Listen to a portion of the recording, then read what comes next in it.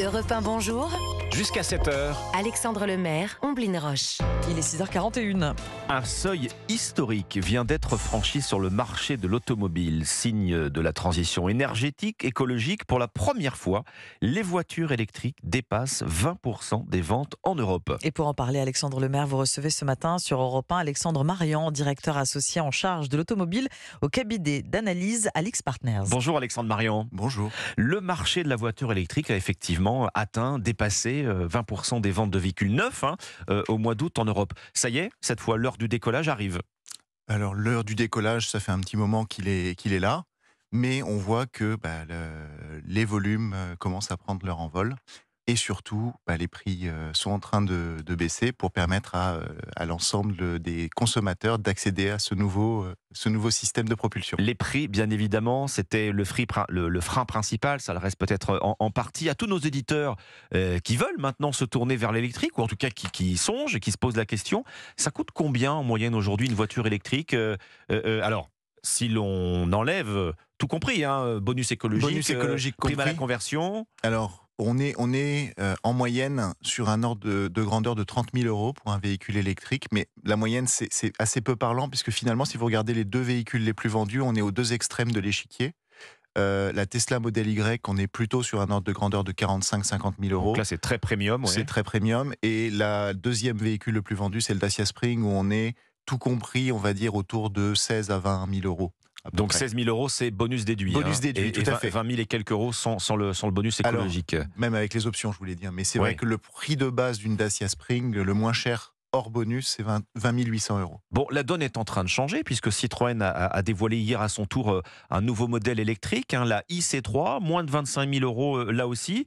C'est la promesse d'une démocratisation, ça y est, on y vient en France de la voiture électrique. C'est la promesse d'une démocratisation, mais c'est clairement en ligne avec la stratégie affichée de tous les constructeurs mondiaux, donc européens, chinois et américains, de proposer des véhicules qui soient abordables pour permettre cette transition vers le véhicule électrique. Parce que c'est plutôt une nécessité dans la mesure où, de toute façon, la régulation en Europe a décidé qu'il n'y aurait plus de véhicules thermiques à l'horizon 2035. Est-ce que ça permet, là on est à moins de 25 000 euros, bon, est-ce que c'est la barre psychologique qui va permettre l'effet déclic en France ? D'avoir des modèles, d'avoir du choix, pas qu'un seul modèle, pas que la Dacia Spring notamment. Oui, alors, il va y avoir plusieurs modèles. De toute façon, on s'attend à ce que Renault propose ça, Renault 5 d'ici à la R5 électrique, oui. d'ici à l'année prochaine.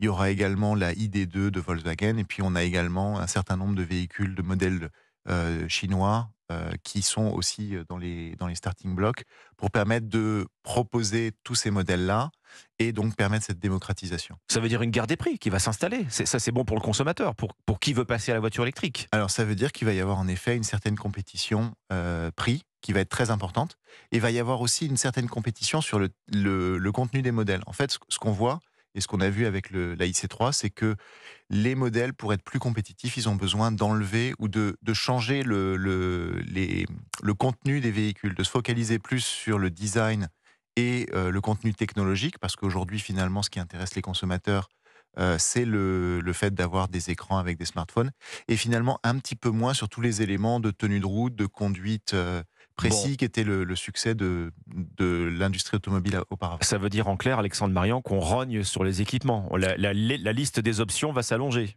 Alors la liste des options va se réduire plutôt, et il va falloir être prêt à, si on veut atteindre des prix décents, il va falloir être prêt à ne pas avoir tout ce qu'on a aujourd'hui. Quand je dis la liste des options va s'allonger, c'est la liste des suppléments.